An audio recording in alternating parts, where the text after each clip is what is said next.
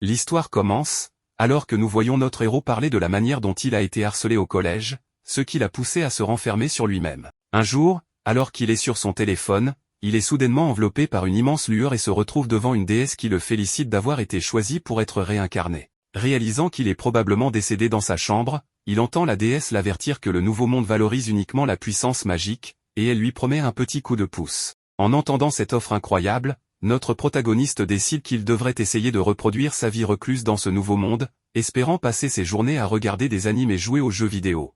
Ainsi, notre protagoniste est réincarné en tant que bébé, et il aperçoit un roi qui s'adresse à sa femme Giselotte, heureux de voir que leur enfant est un garçon et qu'il possède un insigne royal comme marque de naissance. Déduisant que ses parents sont de la royauté, notre protagoniste se réjouit à l'idée d'une vie facile, mais il remarque que le roi fait évaluer son potentiel avec une boule de cristal. Le roi, issu d'une lignée purement royale, et sa femme, une puissante aventurière, espèrent que leur fils atteindra un niveau de mana d'au moins 40 ou 50. Cependant, ils sont déçus lorsque l'orbe révèle que le niveau maximal de mana du protagoniste est de 2. En plus de cela, l'orbe indique que le protagoniste n'a aucune affinité élémentaire et ne peut utiliser que la magie de barrière, ce qui déçoit le roi et la reine. Craignant de devenir la risée des autres nobles, le roi et la reine décident de feindre la mort de leur enfant, affirmant qu'il est décédé à la naissance, bien qu'il soit peiné d'avoir déjà donné au protagoniste le nom de Reinhardt. Choqué que ses parents ne veuillent pas de lui, le protagoniste entend le roi ordonner à ses serviteurs de l'abandonner dans une forêt voisine, impuissant à réagir.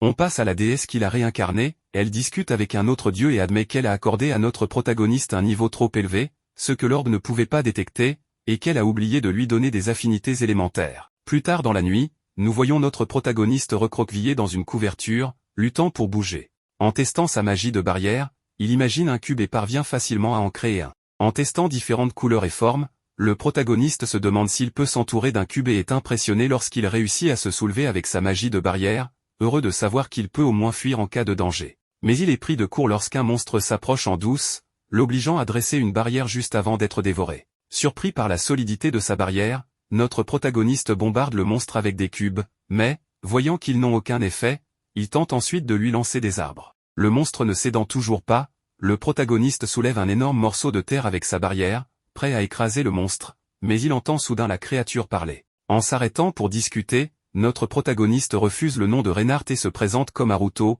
puis voit la créature s'excuser, expliquant qu'elle voulait simplement reconstituer son mana en le dévorant. Sachant que son corps est encore trop jeune pour parler, Haruto entoure ses cordes vocales d'une barrière, capable de les faire vibrer pour émettre des sons. Choqué qu'un bébé parle, la créature se demande qui est ce Haruto, ce qui pousse Haruto à se présenter et à dire qu'il a été abandonné. Sentant une grande quantité de mana émanant de lui, la créature demande avec insistance si Haruto est le roi démon réincarné. Ne voulant pas que la créature découvre qu'il était un reclus sans emploi, Haruto prétend être le roi démon, effrayant la créature, qui offre alors sa vie à Haruto. Voyant la créature être si dramatique, Haruto lui dit qu'il la laissera vivre tant qu'elle ne tente pas de l'attaquer. Reconnaissante d'être épargnée, la créature se présente comme un flamme fan rire, mais Haruto l'appelle simplement Flay avant de partir. Alors qu'il s'éloigne, Flay l'arrête, expliquant que le fait de lui avoir donné un nom a créé un pacte de maître et serviteur entre eux. Ne comprenant pas ce qu'il vient de faire, Haruto commence à perdre conscience, n'ayant rien mangé depuis sa naissance. Prête à tout pour son maître, Flay se transforme en forme humaine, mais réalise qu'elle n'a pas de vêtements, ce qui pousse Haruto à la couvrir avec un sort de barrière. S'excusant pour son impolitesse, elle se demande quoi donner à manger à Haruto, mais entend soudain quelqu'un approcher de loin. En voulant tuer le ranger, Flay reçoit l'instruction de résoudre pacifiquement tout conflit en premier, en lançant une barrière qui permettra à Haruto de lui parler à distance. En confrontant l'homme, Flay exige de savoir pourquoi il est là, apprenant qu'il est un parent des parents d'Haruto venus pour secourir l'enfant abandonné. Accusant l'homme d'utiliser un bébé pour des motifs inavoués, Flay réalise son erreur lorsque l'homme révèle qu'il a apporté du lait maternel pour Haruto, qui est ravi de pouvoir enfin se nourrir. Toujours méfiante, Flay demande les véritables intentions de l'homme, apprenant qu'il a perdu son propre enfant dans le passé et souhaite se racheter en prenant soin de Haruto. Ému par cette histoire tragique, Flay conclut que cet homme est plus qualifié pour élever son maître, mais déclare qu'elle n'acceptera qu'à condition d'être son assistante personnelle. Avec l'accord de Flay et de l'homme, celui-ci aide à détruire le berceau de Haruto pour simuler la mort de l'enfant. 9 ans plus tard, Haruto vit au sein de la famille du margrave Gold avec une mère, un père et une sœur cadette nommée Charlotte. Heureux de vivre avec une famille aimante, Haruto remarque que Charlotte est très timide avec lui, ce qui attire l'attention de Flay, qui leur dit de se rapprocher d'une manière ou d'une autre. Voyant que Charlotte est très proche de Flay, Haruto ressent de la jalousie en les observant jouer ensemble dehors. En voyant Haruto les fixer sans expression, la mère de celui-ci le réconforte en expliquant que Charlotte est simplement timide et ne sait pas comment se comporter avec des garçons de son âge. Entendant cela, Haruto se demande si Charlotte sait qu'il est en réalité un adulte réincarné dans le corps d'un jeune garçon, mais il entend sa mère lui rappeler qu'il héritera un jour de leur fortune et lui suggère de jouer de temps en temps avec Charlotte au lieu de s'enfermer dans sa chambre. De retour dans sa chambre, Haruto pense à fuir pour vivre une vie indépendante, mais sait que cela rendrait Flay dévasté et que sa famille se sentirait trahie. Haruto révèle que, pendant qu'il s'était isolé, il avait fabriqué un robot à son image. Cependant, le robot n'est pas encore capable de parler. Se demandant s'il pourrait créer des copies robotiques d'autres personnes, il est soudainement appelé par son père dans la cour. Ce dernier lui annonce qu'il va l'entraîner à manier l'épée, inquiet de voir Haruto gâcher sa vie en pensant qu'il a un faible niveau de mana. Haruto évoque alors ses recherches en magie ancienne, ce qui surprend son père, mais celui-ci souhaite tout de même voir si Haruto a un potentiel en tant qu'épéiste. Lorsqu'il se prépare à s'affronter, Haruto ressent l'aura puissante de son père, qui a été guerrier toute sa vie et porte le titre de marteau de guerre fracassant la terre. Enveloppé de sa barrière, Haruto bondit rapidement vers son père, brandissant son épée en bois, mais son père esquive, et l'épée de Haruto se casse en deux en frappant le sol. Son père, choqué, remarque un énorme trou là où l'épée de Haruto a atterri. Prenant une posture de combat pour évaluer les compétences de son fils, il balance son épée vers Haruto, qui esquive sans effort son coup. Son père est stupéfait, sachant que seuls les guerriers de niveau 30 et plus peuvent esquiver de cette manière. En repensant à ses tentatives passées pour mesurer son niveau de mana, Haruto constate qu'aucun changement n'était jamais apparu. Il en déduit que la déesse, en échange de son faible niveau de mana, lui a probablement donné un potentiel illimité en magie de barrière. Sachant que son fils a encore beaucoup à apprendre, le père de Haruto continue son entraînement, tandis que Charlotte les observe. Ce soir-là, le père de Haruto discute avec sa femme pendant que Charlotte est allongée sur les genoux de sa mère. Il lui révèle que Haruto possède des compétences incroyables et se demande s'il pourrait être le descendant d'un démon, ayant entendu des histoires sur la famille royale expérimentant avec des démons. Refusant de croire une telle chose, la mère de Haruto attribue cela à l'insigne royal, qui pourrait provoquer des traits étranges, expliquant pourquoi une créature démoniaque comme Flay est si proche de Haruto. Néanmoins, les parents de Haruto affirment qu'ils continueront à l'élever comme un enfant normal, sans savoir que Charlotte écoute toutes leurs conversations. Allongé dans son lit, Haruto remarque que son père a été très occupé récemment, ce qui lui permet d'échapper à l'entraînement à l'épée. Soudain, en entendant des cris à l'extérieur, il utilise sa magie de barrière pour localiser l'origine du bruit et découvre plusieurs personnes blessées. Confrontant son père, Haruto apprend que ce dernier et ses hommes ont tenté de chasser des voleurs qui terrorisaient leur terre, mais ont sous-estimé leurs ennemis et ont été attaqués en embuscade, blessant sévèrement ses hommes. Voyant son père sur le point de craquer, Haruto retourne dans sa chambre, mais entend Flay insulter son père. Il la réprimande, puis soigne tous les soldats blessés. Cette nuit-là, Flay attend Haruto devant sa chambre pour s'excuser de ses paroles contre son père. Ensemble, ils explorent les alentours et découvrent plusieurs hommes campés à proximité. Haruto comprend qu'il s'agit de bandits et de chevaliers, mais trouve étrange que des hommes si faibles aient pu blesser gravement les troupes de son père. Il soupçonne la présence d'un traître dans leur rang et décide de résoudre le conflit rapidement. Avec Flay, il se dirige vers le camp des bandits, observé de loin par Charlotte. Sur place, le chef des bandits se réjouit de leur attaque surprise contre le père de Haruto, même s'ils n'ont pas réussi à éliminer le célèbre marteau de guerre fracassant la terre. Soudain, Haruto et Flay apparaissent. Les bandits brandissent leurs armes mais sont immobilisés par la magie de Haruto. Lorsqu'un des hommes menace Haruto, celui-ci l'envoie contre un mur, puis interroge les autres. Il apprend que les bandits sont des chevaliers de l'Empire, un royaume voisin, envoyés pour semer le chaos. Réalisant que quelqu'un d'influent souhaite s'emparer des terres de son père, Haruto n'a plus de questions à poser et ordonne à Flay de détruire le camp, ce qu'elle fait en éliminant tous les ennemis. En traversant la forêt, Haruto réfléchit à la nécessité de mieux comprendre la politique de ce monde. Cependant, il décide d'abord d'informer son père de manière anonyme de ce qu'il a découvert. Le lendemain matin, le père de Haruto, tenant Charlotte sur ses genoux, apprend que les bandits ont été éliminés ou capturés. Inquiet des intentions de l'Empire, il se demande qui a pu tuer les bandits. Il déduit que la personne responsable est froide, calculatrice et capable d'utiliser la magie du feu, ce qui l'amène à penser que Flay pourrait être impliqué. Charlotte, ayant remarqué que Haruto et Flay avaient quitté le château cette nuit-là, quitte précipitamment la pièce de son père pour confronter Flay. Elle exige de savoir qui est réellement Haruto, expliquant qu'elle les a vus partir ensemble. Cependant, lorsqu'elle est entrée dans la chambre de son frère, elle l'a vu dormir dans son lit, mais cette fois, elle n'a pas senti son puissant mana. Charlotte commence à ressentir la force écrasante de Haruto, suscitant l'admiration et les interrogations. Flay, impressionné, lui révèle que Haruto est le plus puissant être existant, dépassant même ses propres capacités, mais refuse de dévoiler son identité véritable. Cette révélation éveille encore plus la curiosité de Charlotte, qui décide de surveiller les actions de Haruto. Haruto remarque ses soupçons croissants et commence à surveiller ses propres mouvements en retour, trouvant même mignon le fait qu'elle le suive en cachette. Plusieurs jours passent ainsi, et Charlotte continue d'observer Haruto, le suivant dans ses routines quotidiennes. Un matin, alors qu'ils prennent le petit déjeuner en famille, Haruto apprend que Charlotte et leur mère vont assister à un festival annuel. Haruto propose qu'elle prenne Flay pour les protéger, mais se souvient qu'il l'a envoyée en mission pour intimider les monstres à proximité des villages. Plus tard, alors que Haruto est allongé dans sa chambre, il reçoit une alerte et découvre que sa mère et Charlotte ont été attaqués par des bandits. Les chevaliers tentent de les retenir, mais les bandits lancent des projectiles magiques, forçant la mère de Haruto à utiliser sa mana pour les bloquer. Malheureusement, elle est blessée par l'un des projectiles. Haruto guide Charlotte par télépathie pour qu'elle conduise leur mère plus profondément dans la forêt. À un certain moment, la mère de Haruto, suivant les instructions, utilise sa magie pour amortir leur chute et se cache avec Charlotte dans une grotte recouverte de magie d'illusion. Espérant qu'un héros viendra les sauver, elle décide de partir chercher de l'aide, laissant une Charlotte effrayée seule dans la grotte. Pendant ce temps, les bandits rattrapent la mère de Haruto, qui, sachant qu'elle sera torturée si elle est capturée, sort un poignard pour mettre fin à ses jours, refusant de trahir la cachette de Charlotte. Juste avant qu'elle ne puisse se blesser, Haruto intervient, détruit le poignard et la protège. Enragé par les actions des bandits, il libère un cri puissant qui les neutralise tous d'un seul coup. Dans la grotte, Charlotte ressent alors l'aura familière de Haruto,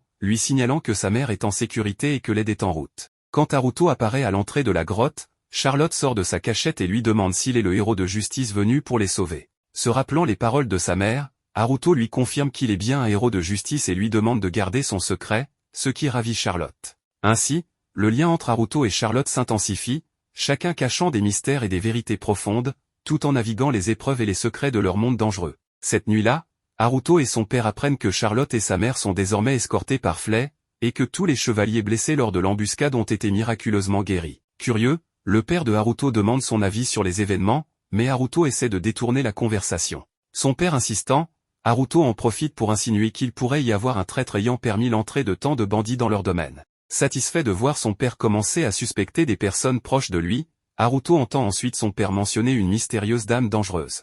Avant qu'il ne puisse demander plus de détails, Charlotte, la mère de Haruto et Flay rentrent enfin chez eux. En entrant, Charlotte se précipite dans les bras de Haruto, ce qui surprend tout le monde et suscite la curiosité, car ils se demandent quand Charlotte et Haruto sont devenus si proches. Heureusement, les parents de Haruto sont heureux de voir leurs enfants s'entendre aussi bien que Flay montre des signes de jalousie face à la proximité de Charlotte avec son maître. Quelques jours plus tard, Charlotte commence à rendre régulièrement visite à Haruto dans sa chambre sans frapper, ce qui l'irrite un peu. Cependant, il trouve cela adorable et préfère cela à son ancienne attitude de méfiance envers lui. Curieuse, Charlotte demande à Haruto sur quoi il travaille, et il lui explique qu'il expérimente des sorts de surveillance, qu'il classe comme de la magie ancienne. Étonnamment, Charlotte mentionne avoir vu un sort similaire dans la bibliothèque de leur maison, un lieu dont Haruto ignorait l'existence. Charlotte revient rapidement avec plusieurs livres, et tous deux découvrent que la magie ancienne a été oubliée au fil des siècles, remplacée par la magie élémentaire. Haruto, intrigué, se demande si sa magie de barrière pourrait également être de la magie ancienne. Heureux de voir Charlotte aussi intéressée, il est encore plus surpris de découvrir qu'elle a déjà commencé à lire des livres avec l'aide de leur mère et de Flay. Profitant de ce moment, Charlotte s'assoit sur les genoux de Haruto et lui demande de lui lire des passages. Ils découvrent ensemble que les dieux peuvent voyager entre les mondes, un concept que Haruto compare à des thèmes courants dans les animes qu'il a vus.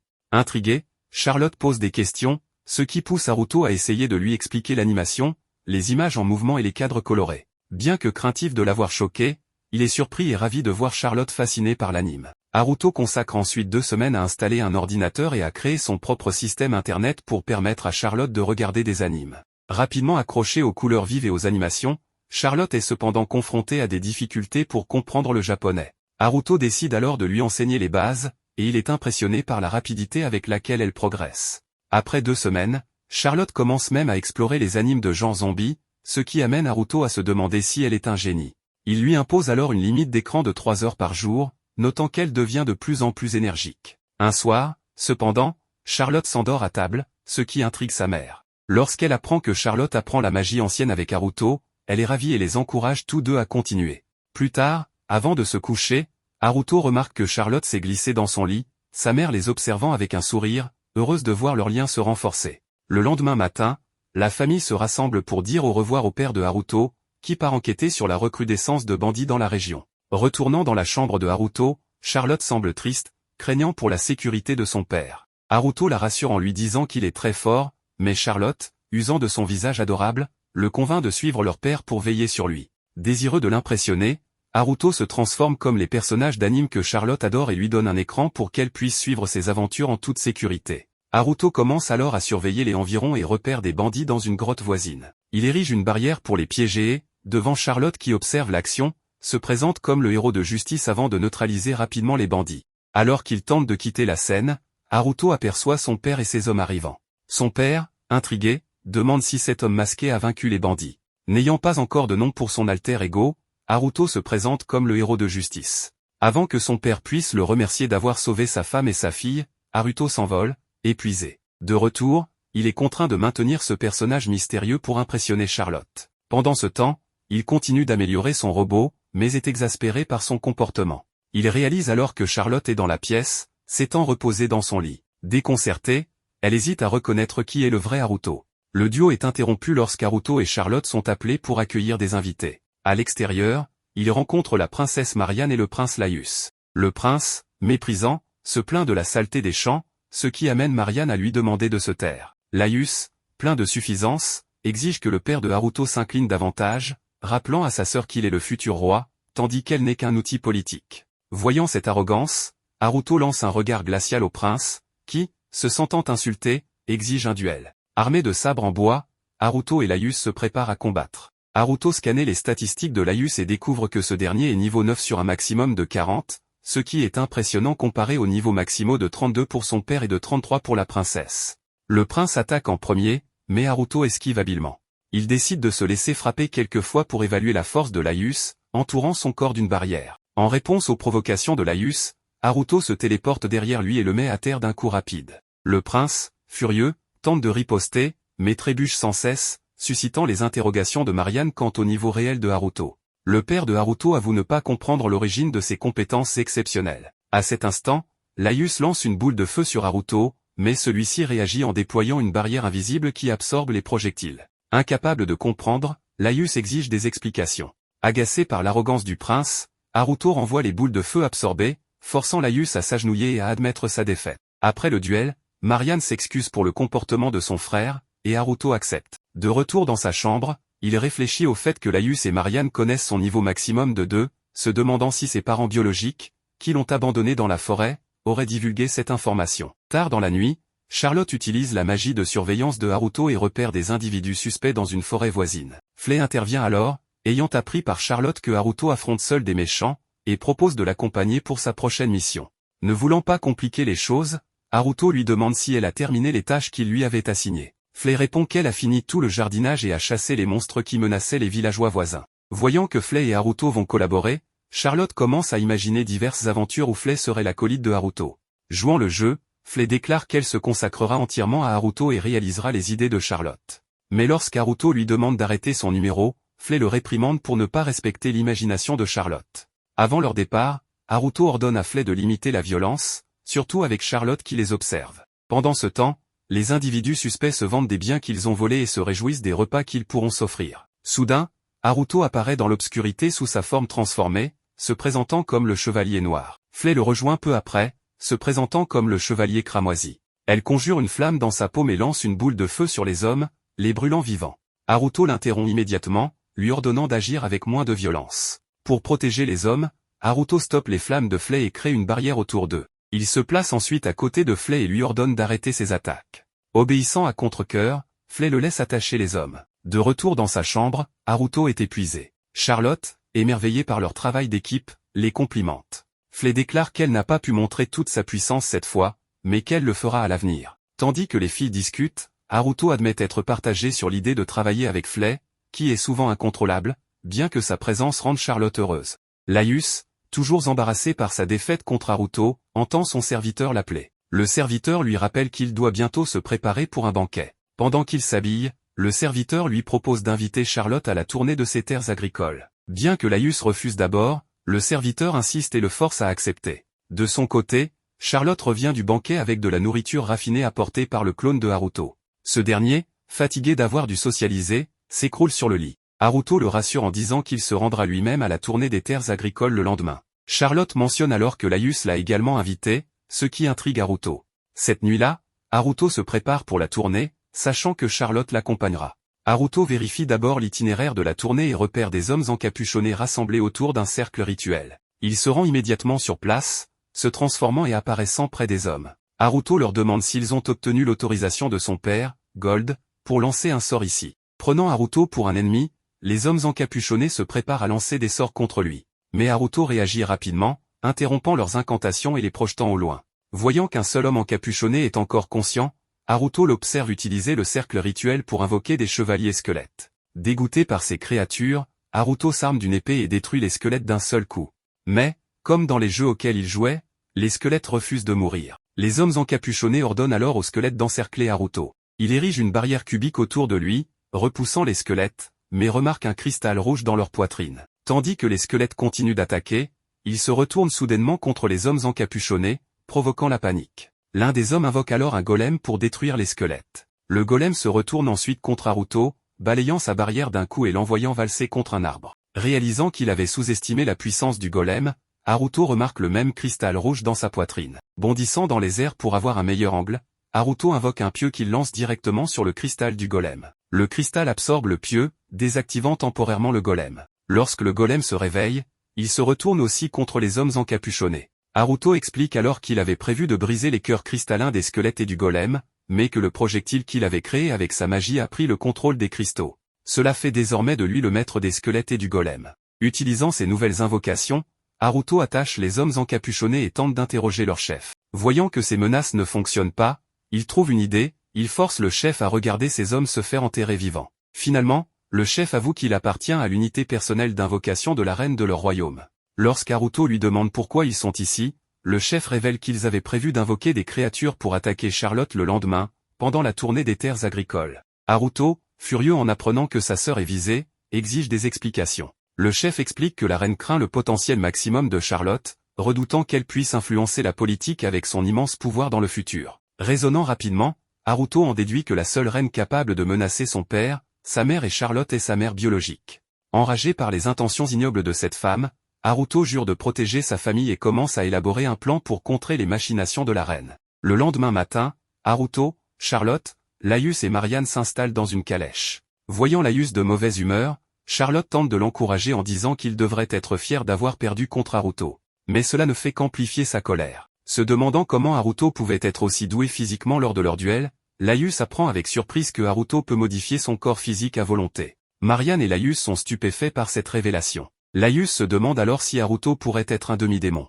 Charlotte explique que ce terme désigne un enfant né d'une union entre un démon et un humain. Ces demi-démons possèdent une force physique exceptionnelle et de vastes réserves de mana. Cependant, la seule différence entre Haruto et un demi-démon est qu'il n'a ni corne ni aile. À ce moment-là, la calèche s'arrête, arrivée devant un vaste champ de blé au coucher du soleil. Tandis que Laius et Marianne surveillent Charlotte qui explore le champ, Haruto demande à parler à son père. Lorsqu'il s'assoit, Haruto demande à son père ce qu'il ferait si Charlotte venait à être attaquée. Son père révèle alors qu'il a reçu la veille une lettre d'un mystérieux chevalier noir l'avertissant que la reine en veut à la vie de Charlotte. Malheureusement, son père explique qu'il ne peut rien faire, car la mort de la reine provoquerait une lutte de pouvoir entre les nobles pour le trône. Le père de Haruto révèle aussi que son père biologique, le roi Jilk, a été destitué de son pouvoir il y a longtemps. Avant la naissance de Haruto, le roi Jilk et la reine Gislotte faisaient partie de l'armée qui a vaincu le roi démon. Gislotte, qui a personnellement décapité le roi démon, fut acclamée comme une héroïne et reçut le titre de princesse éclair. Elle épousa ensuite le roi Jilk, et ils eurent 3 enfants, le prince Laius,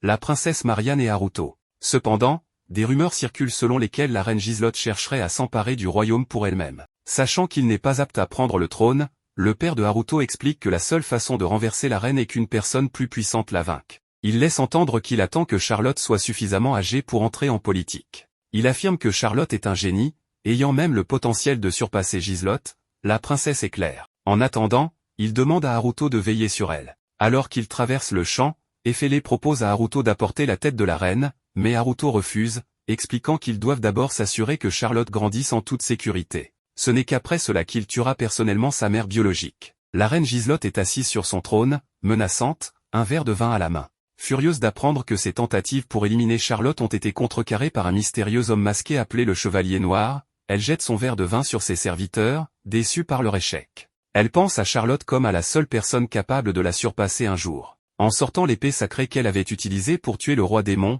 Giselotte envisage de traquer le chevalier noir elle-même. Soudain, une voix se fait entendre. Alors que ses esclaves s'arment pour la protéger, des barrières mystérieuses les neutralisent tous. Haruto, sous l'identité du chevalier noir, se révèle alors. Giselotte, stupéfaite, demande comment Haruto a pu arriver jusqu'à elle. Haruto se moque de sa magie de barrière censée repousser les intrus. Rassurée qu'elle n'est pas à chercher le chevalier noir, Giselotte lance un sort d'eau, enfermant Haruto dans une sphère d'eau.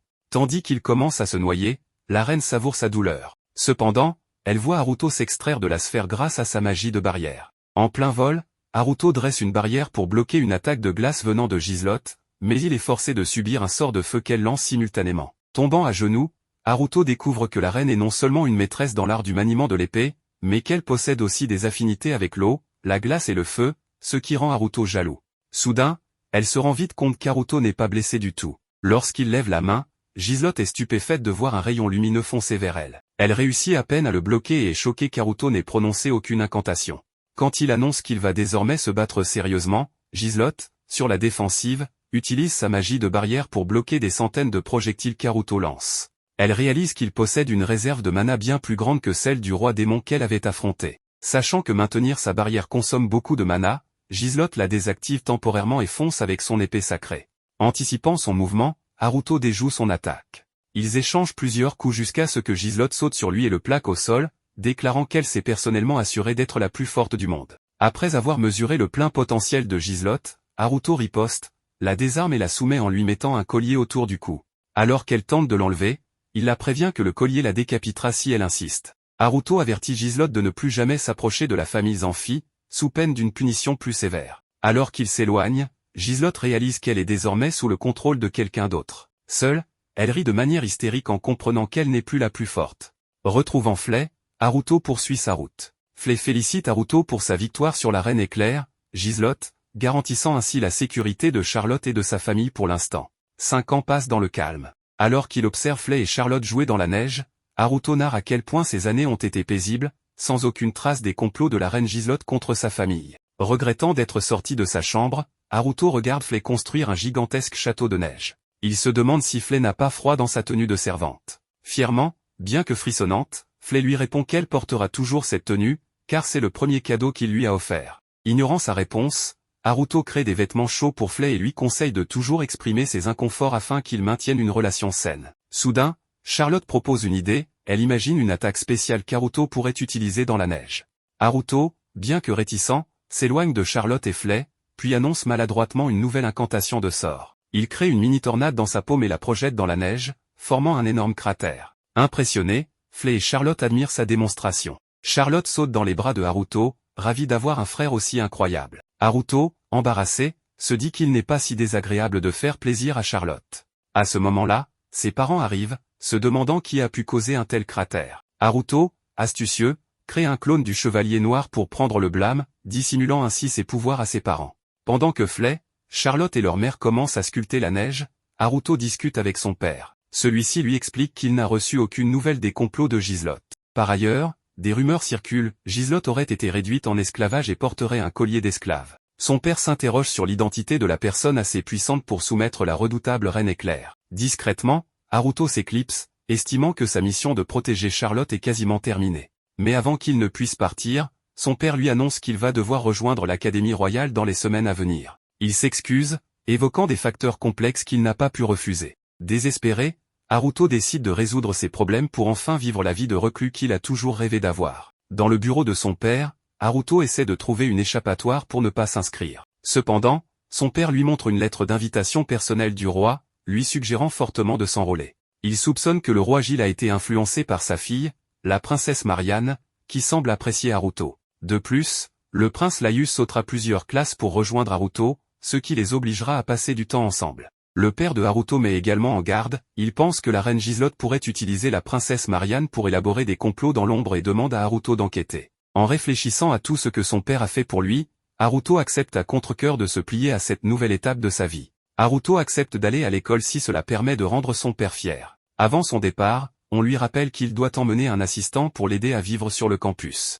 Sachant qu'il ne peut pas emmener Flay, Haruto se retrouve dans une impasse, n'ayant personne d'autre à choisir comme assistant. Entendant son fils réfléchir, la mère de Haruto, qui a espionné la conversation, propose de l'accompagner elle-même. Cependant, Haruto est forcé de refuser poliment cette idée. De retour dans sa chambre, Haruto discute avec ses clones robotiques, cherchant des moyens de se faire expulser de l'école. Comme ces clones ne peuvent pas utiliser la magie, Haruto propose que l'un d'eux prenne sa place à l'école et fasse exprès de se faire renvoyer. Cependant, Haruto réalise qu'il doit orchestrer cela sans ternir le nom de sa famille. Il suggère donc que le clone provoque une bagarre avec d'autres élèves, mais le clone proteste, affirmant qu'il ne peut rien faire face à des étudiants dotés de magie. En guise de compromis, Haruto promet de lancer en permanence une barrière magique autour de son clone pour le protéger, tout en l'aidant à jouer son rôle à l'école. Quelques jours passent, et Haruto passe son temps dans une cabane secrète qu'il a construite, espérant y mener une vie isolée une fois ses responsabilités terminées. Soudain, Flay et Charlotte arrivent. Charlotte,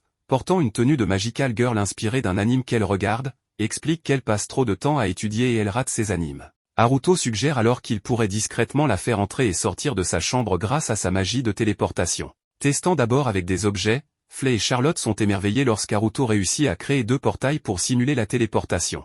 Cependant, Haruto précise qu'il n'a jamais essayé avec des êtres vivants auparavant. Flay propose d'utiliser le clone de Haruto comme cobaye. Haruto crée un portail vers son clone, qui se prélasse dans sa chambre, et lui ordonne d'essayer le portail. Quand le clone refuse, Flay s'énerve, dans un accès de colère, traverse le portail pour pousser elle-même le clone à travers. Grâce à ce test, Haruto confirme qu'il peut désormais téléporter des objets vivants ou non. Cependant, il n'a toujours pas trouvé d'assistant pour l'accompagner à l'école. Avec Flay nettoyant les fenêtres de la cabane, Charlotte regardant un anime et Haruto jouant à des jeux vidéo, Haruto s'exclame soudainement qu'il doit trouver un assistant pour l'école. Voyant la curiosité de Flay et Charlotte quant à ce qu'il entend par assistant, Haruto s'excuse et évite de leur révéler qu'il cherche quelqu'un pour l'accompagner à l'école. En se promenant le long d'une rivière, Haruto réfléchit à la nécessité de garder cette recherche secrète des filles, sachant qu'il ne lui reste que 3 mois pour trouver un assistant. Entendant un bruit venant de la forêt voisine, Haruto suit un sentier et découvre ses invocations de squelettes en train de construire des maisons.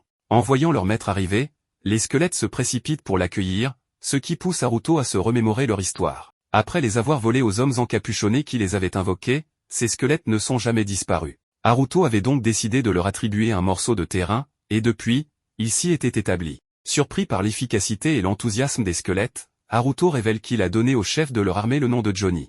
En observant les environs, Haruto remarque que d'autres monstres vivent également parmi les squelettes. Il apprend que ces monstres, chassés par Flay et n'ayant nulle part où aller, ont été accueillis par les squelettes. Ces derniers rassurent Haruto que les monstres respectent les règles, tout comme les autres habitants. Johnny propose alors à Haruto de lui montrer les améliorations apportées au terrain qui leur a été donné. En visitant les champs, Johnny explique qu'ils cultivent leurs propres légumes au lieu de les voler. En voyant les squelettes si fiers de leur récolte, Haruto réalise qu'ils n'ont pas besoin de manger, déduisant que les cultures sont destinées aux monstres qui l'hébergent. Johnny guide ensuite Haruto à travers les zones d'élevage et de culture des herbes. Haruto remarque à quel point la voix de Johnny est apaisante, bien qu'un peu agaçante en raison de son côté bavard. Lorsque Johnny lui demande des conseils sur leur progrès, Haruto l'encourage à continuer le bon travail avant de partir. Avec le soleil se couchant, Haruto réalise qu'il a gaspillé sa journée sans faire de progrès significatif. Assis au bord de la rivière, il entend de lourds bruits de pas. Assis au bord de la rivière, il entend de lourds bruits de pas. Gigan s'assoit à côté de Haruto, lui offrant timidement une fleur et rougissant.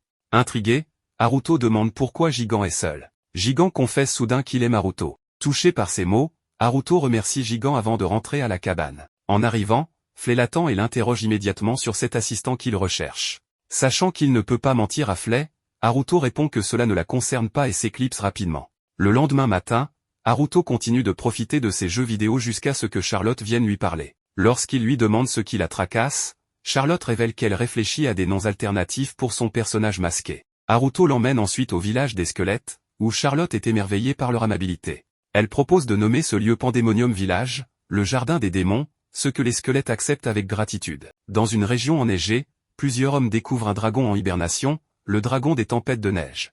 Ravis de l'avoir trouvé, ils se préparent à le tuer pour vendre ses matériaux à prix d'or. Cependant, le dragon s'envole soudainement. Tentant de l'arrêter, les hommes tirent des flèches qui le font s'écraser dans une rivière. Emporté par le puissant courant mêlé à la neige, le dragon est emporté sans défense. Avec Haruto, on le voit en compagnie de Flay et de son père, apprenant l'apparition d'un mystérieux dragon bleu à la frontière du territoire de son père. Comme le dragon bleu est éloigné, Haruto déclare que ce n'est pas leur problème. Cependant, Son père lui explique que les dragons sont des créatures puissantes et qu'ils pourraient causer d'immenses destructions s'ils sont laissés sans surveillance. Considérant la menace, Haruto demande à Flay d'essayer de communiquer avec le dragon bleu. Flay répond qu'elle n'a jamais entendu parler d'un tel dragon, ce qui signifie qu'il n'a pas pu naître ces dernières années. Elle ajoute que, pendant la guerre entre les démons et les humains, elle n'a jamais rencontré l'existence d'un dragon bleu, ce qui la pousse à conclure que ce dernier a dû se cacher comme un lâche. Par conséquent, elle ne voit aucun intérêt à parler avec un lâche. En sortant du bureau de son père, Haruto remarque Charlotte en train d'écouter leur conversation en secret. Cette dernière demande personnellement à Flay de secourir le dragon bleu. Incapable de résister à l'adorable charme de Charlotte, Haruto et Flay acceptent de rendre visite au dragon. Transformé, Haruto se joint à Flay pour se rendre dans les montagnes enneigées, où ils parviennent à retrouver le dragon bleu, visiblement affaibli et blessé. Au même moment, Flay repère plusieurs chasseurs cherchant à traquer le dragon. Haruto et Flay décident alors d'intervenir immédiatement. Près du dragon bleu, les chasseurs le réveillent en s'approchant, mais avant qu'ils ne puissent lui faire du mal, Haruto et Flay arrivent et les affrontent. Tandis qu'Haruto se concentre sur la guérison du dragon, Flay utilise ses flammes pour neutraliser à elle seule tous les chasseurs. Une fois complètement guéri, le dragon bleu s'approche de Haruto et souffle subitement un vent glacial qui l'enferme dans la glace.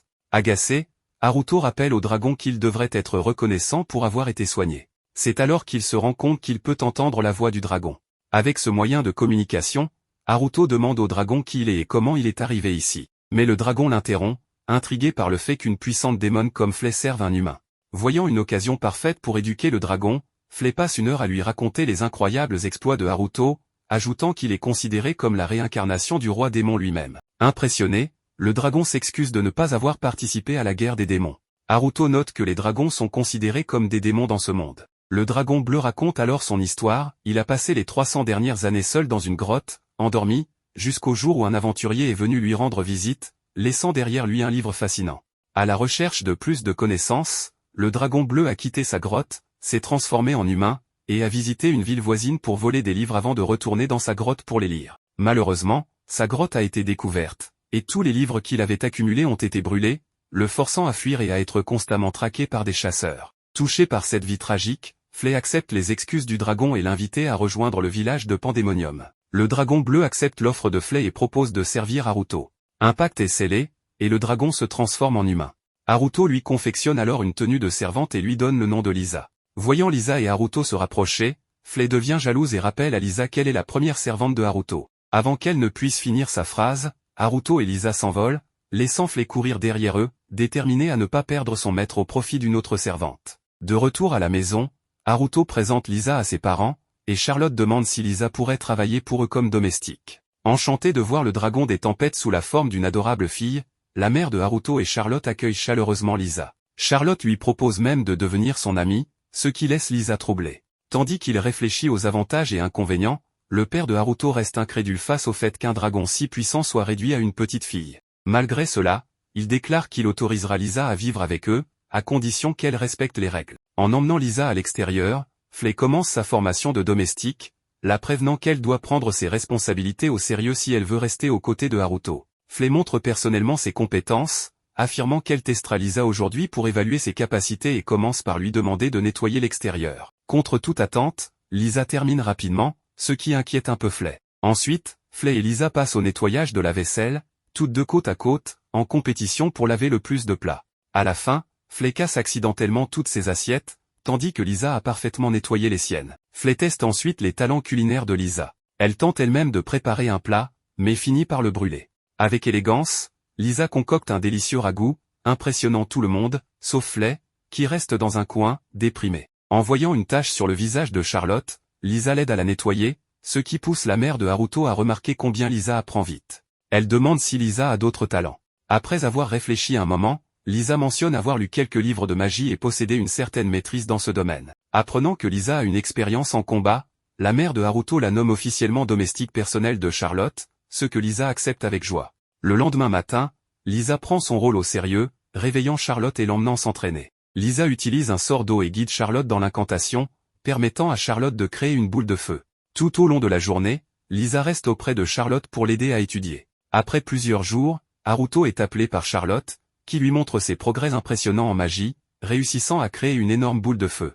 Se tournant vers Lisa, Haruto remarque qu'elle lance un sort d'eau pour laver le linge tout en enseignant à Charlotte, ce qui le surprend par son efficacité. Haruto demande à Lisa si elle est épuisée par sa routine de domestique. Lisa répond qu'elle se sent apaisée en effectuant ses tâches et en passant du temps avec Charlotte. Charlotte, craignant de représenter une charge pour Lisa, lui demande si elle pourrait être non seulement sa domestique mais aussi son amie. Haruto approuve cette amitié, et Lisa accepte, ce qui ravit Charlotte. Haruto, remarquant les capacités de Lisa, pense qu'elle pourrait devenir son assistante à l'école. Mais en voyant la complicité entre Charlotte et Lisa, il décide de ne pas les séparer. Haruto réalise qu'il peut utiliser sa magie de téléportation pour permettre à Lisa de voyager entre les deux lieux, afin qu'elle puisse rester auprès de Charlotte tout en l'accompagnant lui. À la cabane, Charlotte, déprimée, se plaint que l'émission qu'elle regardait vient de se terminer. Haruto la rassure en lui disant qu'un nouveau programme arrivera bientôt pour remplacer son ennui. Après la pause de Charlotte, Lisa et elle retournent à l'entraînement. Mais juste avant de partir, Haruto informe Charlotte qu'il commencera l'école la semaine prochaine au royaume. Sous le choc, Charlotte s'éclipse pour convoquer une réunion avec ses chevaliers, remerciant Lisa, Flay, Johnny et Gigant d'y assister. En entrant dans le vif du sujet, Charlotte révèle avoir entendu que Haruto ira bientôt à l'école, ce qui surprend Flay, qui n'en avait pas entendu parler. Puisqu'Haruto est déjà si puissant, Flay se demande pourquoi le roi démon réincarné aurait besoin d'apprendre des humains. En entendant Haruto être qualifié de roi démon, Charlotte devient curieuse, mais Flay réalise qu'elle n'aurait pas dû laisser échapper cette information, ce qui rend Charlotte triste, pensant qu'Haruto lui cache des secrets. Voyant Charlotte attristée, Johnny intervient et affirme qu'Haruto accorde beaucoup d'importance à Charlotte et finira par tout lui révéler. En entendant cela, Charlotte est troublée d'être si précieuse aux yeux de son frère, avant de reprendre la réunion. Charlotte demande des idées sur la raison pour laquelle Haruto voudrait aller à l'école. Elle révèle qu'un jour, en regardant un anime se déroulant dans un lycée, elle avait demandé à Haruto à quoi ressemblait l'école. En observant Haruto,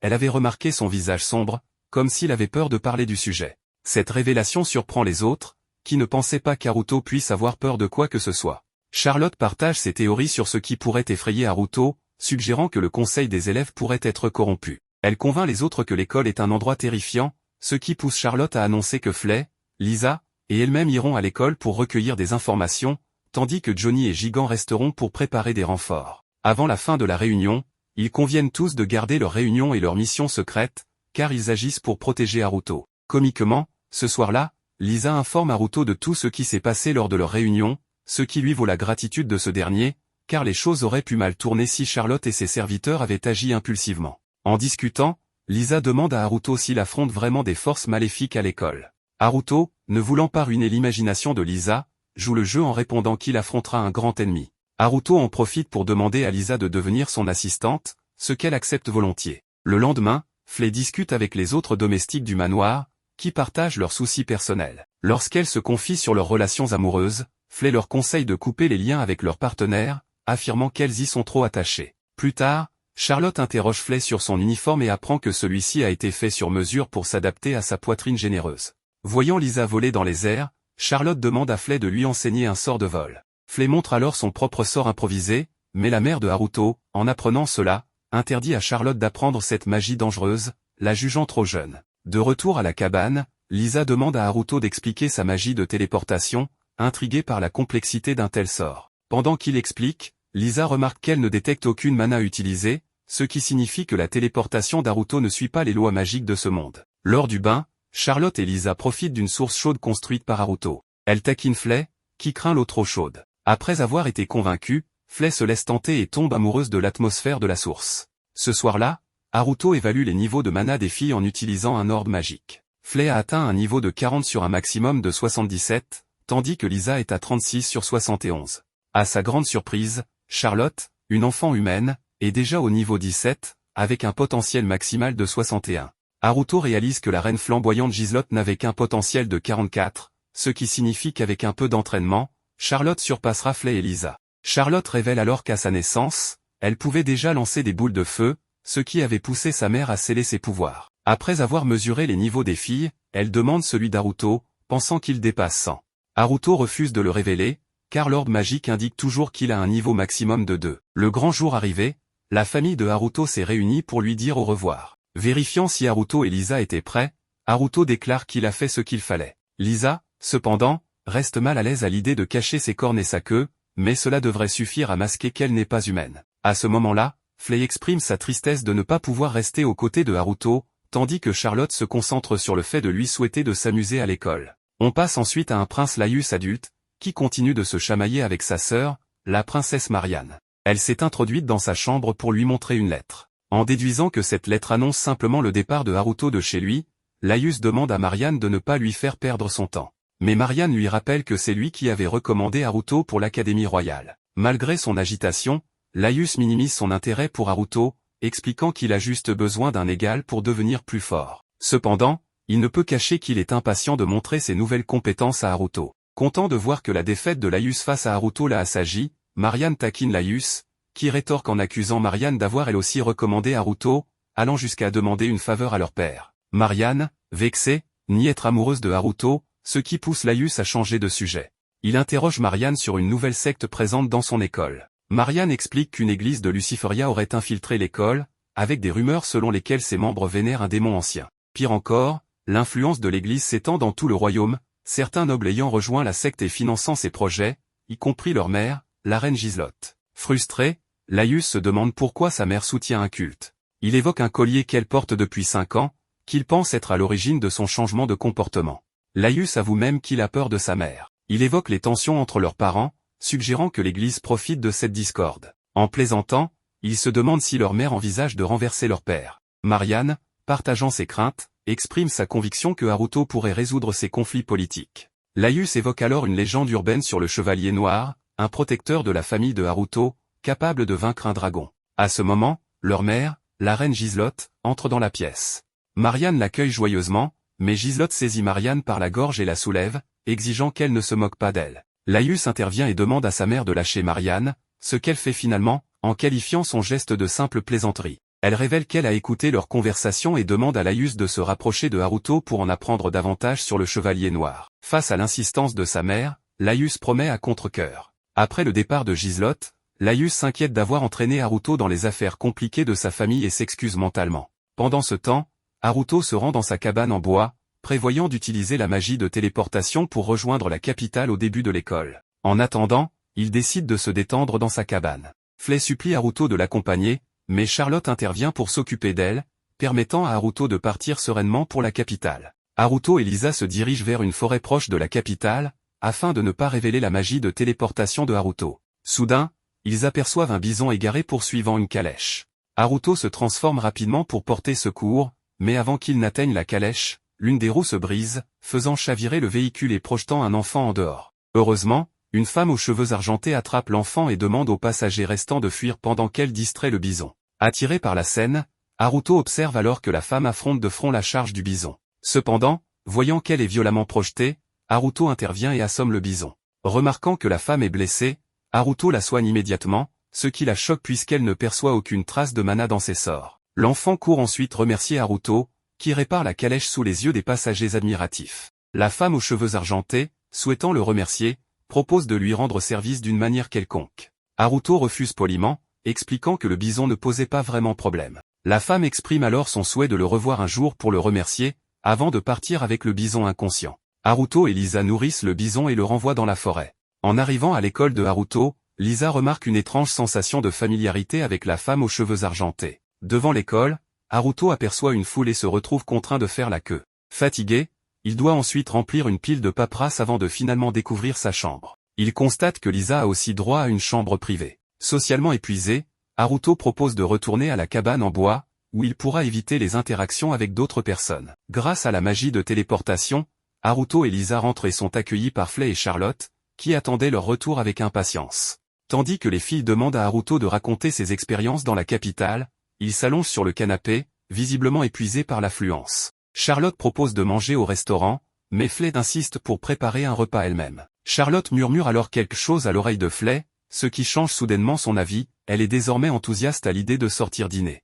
Pour masquer ses oreilles et sa queue, Haruto utilise un sort d'invisibilité combiné à une barrière magique. Une fois dans la capitale, le groupe choisit un restaurant et savoure un délicieux repas. Après avoir mangé, Charlotte sort une carte et attribue des rôles, Flay devra explorer le sud du royaume, Lisa l'ouest, et Charlotte accompagnera Haruto pour visiter l'est de la ville. Curieux, Haruto interroge Charlotte sur l'origine de la carte et cette répartition des tâches. Charlotte explique que même s'ils sont là pour s'amuser, ils doivent aussi s'habituer à ce nouvel environnement, où ils passeront beaucoup de temps. Après s'être séparés, Charlotte révèle à Haruto qu'elle a prévu une sortie spéciale avec lui. Enchantée par l'idée de passer un moment mémorable avec sa petite sœur, Haruto accepte. Ensemble, ils visitent des magasins, dégustent de la nourriture de rue, et Haruto achète même un collier pour Charlotte.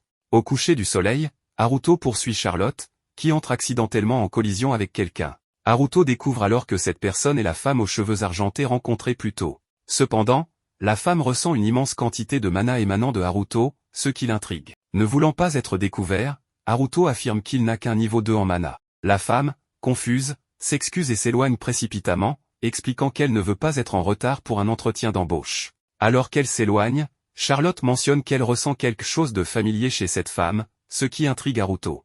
Il se demande si Lisa et Charlotte perçoivent une connexion qu'il n'arrive pas à comprendre. En passant à Haruto dans sa nouvelle chambre d'étudiant, il parle avec son clone qui a prétendu être lui. Ce dernier lui révèle que l'école exige qu'Haruto passe un examen pour évaluer les compétences des étudiants. Ayant cru qu'il en était exempté, Haruto a soudain une idée, se demander s'il pourrait être expulsé en obtenant de mauvaises notes à l'examen à venir. Se faufilant jusqu'à la salle d'examen pour éviter toute interaction sociale, Haruto est effrayé lorsqu'un professeur l'appelle pour le surveiller. Alors qu'ils entrent en classe, Haruto est choqué par la grandeur de la salle, se sentant déjà épuisé rien qu'à imaginer la foule qu'il devra affronter. Décidé à échouer intentionnellement, il reçoit les feuilles d'examen et commence à parcourir les premières pages. Il y inscrit volontairement de mauvaises réponses, mais lorsqu'il arrive à la section sur la manipulation des barrières, il décide de répondre correctement à quelques questions. Il passe facilement cette section et arrive aux dernières pages qui portent sur la magie ancienne. Se souvenant de ses études à domicile, il se rappelle qu'un auteur célèbre avait écrit d'incroyables ouvrages sur le sujet. Haruto réalise qu'il pourrait avoir trop écrit sur cette partie de l'examen. Lorsque le professeur récupère ses copies, elle annonce qu'ils vont maintenant évaluer la capacité de mana d'Haruto. En chemin, il pense à quel point ce sera embarrassant lorsqu'ils découvriront son faible niveau de mana. En entrant dans une autre pièce, Haruto entend une voix mais ne voit personne. Il regarde en bas et découvre une enseignante de petite taille qui lui parle. Après l'avoir observée de haut en bas, la petite enseignante, qui se présente comme Tearieta Luzeyanel, le complimente sur son apparence avant de le réprimander pour avoir regardé de haut sa silhouette enfantine. Tearieta menace d'envoyer Haruto chez lui s'il continue à la mépriser, mais cette perspective réjouit Haruto, car il pense que se faire expulser pourrait être facile. Voyant sa joie, Tearieta l'accuse d'avoir des pensées déplacées à son égard mais admet qu'elle ne s'en offusque pas vraiment. En se concentrant sur l'examen, elle analyse les réponses d'Haruto, devenant soudain sérieuse. Elle installe une boule de cristal et demande à Haruto de poser sa main dessus et d'y injecter autant de mana que possible. Cependant, la boule de cristal éclate, débordant de magie. En regardant Tearieta, Haruto espère être expulsé pour avoir détruit un bien de l'école, mais Tearieta et le professeur réalisent que la boule de cristal détruite était une pierre rare. De plus, le mana d'Haruto a dépassé sa capacité. Tearieta révèle que ses réponses à la section des barrières étaient parfaites et que celles sur la magie ancienne correspondaient presque mot pour mot à ses propres écrits. Haruto comprend alors que les livres qu'il a lus chez lui ont été écrits par Tearieta elle-même et qu'elle avait planifié cette évaluation secrète pour en faire son disciple. Sachant qu'il n'avait pas besoin de passer ses examens, Haruto refuse l'offre de Tearieta et retourne dans sa chambre, où il raconte tout à son clone. Ils conviennent tous deux de continuer à travailler dur pour être expulsés et retrouver une vie paisible. Lors de la cérémonie d'ouverture, le clone d'Haruto reçoit une arme de char, affirmant qu'Haruto la lui a donnée pour sa protection. Le clone explique qu'il a été nommé Haruto C, qu'il partage tous les souvenirs d'Haruto mais n'a aucune capacité magique. Après avoir assisté à la cérémonie, Haruto retourne précipitamment dans sa chambre, évitant un groupe d'étudiants pour ne pas attirer l'attention. En se retournant soudainement, l'un des extravertis interpelle une fille aux cheveux argentés devant Haruto. Réalisant qu'il s'agit de la même fille qu'il a croisée plusieurs fois, l'extraverti exige qu'elle et Haruto le saluent, révélant qu'il est le vice-président, Schneider. Ne voulant pas participer à cette conversation, Haruto invente un mensonge, prétextant des problèmes d'estomac pour s'excuser. Schneider, offensé, commence alors à incanter un sort de feu. S'élançant, Haruto tente d'esquiver le sort de feu, mais il est frappé directement par derrière, ce qui satisfait Schneider qui finit par partir. Cependant, Haruto se relève nonchalamment, heureux de constater que la magie de barrière d'Haruto fonctionne. Tout le monde est stupéfait de voir qu'Haruto n'a aucune égratignure. Essayant de prétendre que le sort de feu l'a quand même blessé, Haruto provoque involontairement Schneider, ce qui pousse la fille aux cheveux argentés à demander à Haruto s'il va bien. Ignoré par les deux, Schneider commence à incanter un sort de feu plus puissant, obligeant Haruto à sortir son arme et à tirer une balle interceptant le sort de Schneider, créant une grande explosion de lumière et donnant à Haruto le temps de s'enfuir. De retour dans sa chambre, tout cabossé, Haruto s'excuse auprès de son clone et lui demande de faire une pause.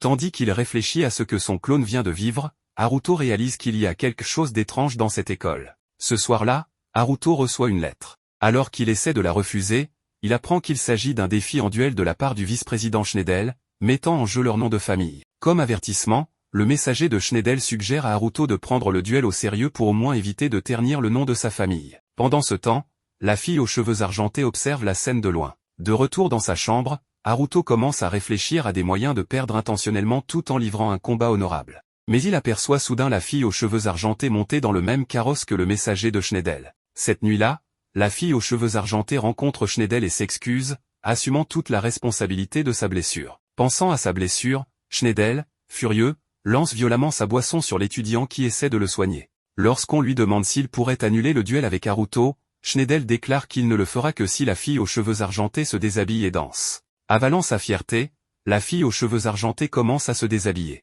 Schneider et ses hommes s'excitent, mais Haruto intervient soudainement, ayant pris une autre apparence.